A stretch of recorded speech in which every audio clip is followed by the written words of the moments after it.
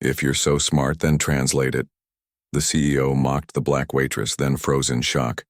Before we dive in this story, hit the comments and tell us your city or country. Let's see how far this story reaches. If you liked the video, please subscribe. She was just a waitress. At least that's all they thought she was. The black girl with quick hands, polite smiles, and silence they mistook for ignorance. But when a powerful CEO waved a foreign document in her face and laughed, "If you're so smart, then translate it," he expected confusion. He expected embarrassment. He did not expect what happened next, because within seconds she wasn't just translating. It was clear she knew more than anyone else in that room. And the look on his face? It said everything. Watch until the end.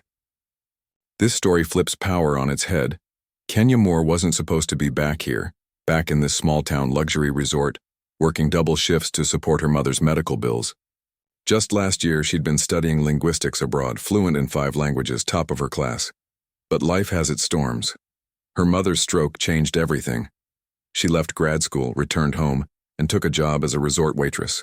Quiet, unnoticed, and often disrespected. Most guests never looked her in the eye. Some were kind, others entitled.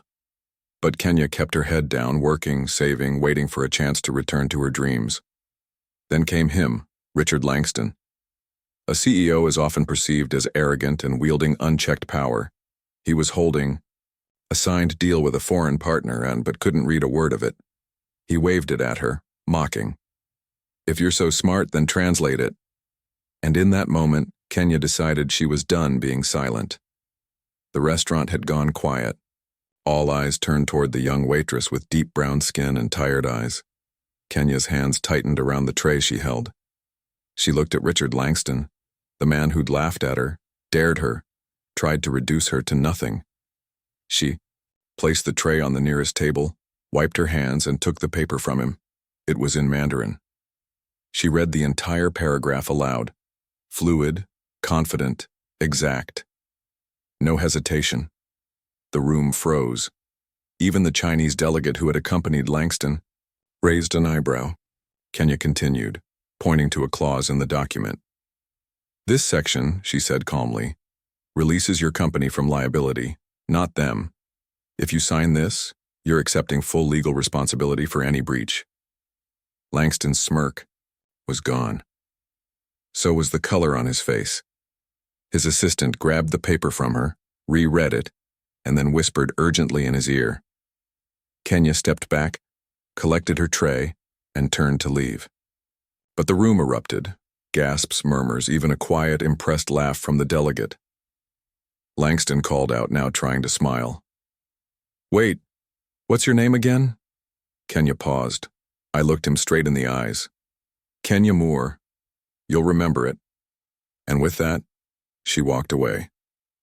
She didn't need applause. She'd already won. The next morning, news had spread across the resort and beyond. Waitress corrects billion-dollar CEO in Mandarin. It went viral in hours. Kenya didn't even know. It was the delegate himself who posted about her. He praised her brilliance, said she'd saved the company from a costly mistake. She said people like her shouldn't be serving tables. They should be at the table. Langston, he tried to spin the story, but the damage was done. Later that week, Kenya received an unexpected call from a top international translation firm. Not an interview, an offer. She didn't need to return to school anymore. Her gift had spoken for itself. And the man who tried to humiliate her? He ended up being taught by the very woman he underestimated. Kenya Moore's story reminds us that brilliance doesn't always wear a suit. Sometimes it carries trays, scrubs floors, waits tables, waiting for the world to look deeper. What that CEO didn't know was that Kenya had fought to learn those languages and had stayed up nights translating poetry and law. She wasn't a waitress because she lacked options. She was a waitress because she had sacrificed for her family. In a single moment, everything flipped. One act of arrogance became a global lesson in humility. One woman's quiet dignity exposed everything wrong with how society measures worth. So the next time you think someone is just something, pause, because they might be the most intelligent person in the room. If you enjoyed this story and thought it provoking, don't forget to like, share, and subscribe for more powerful narratives. Where are you watching from? Drop your city and country in the comments. Take care.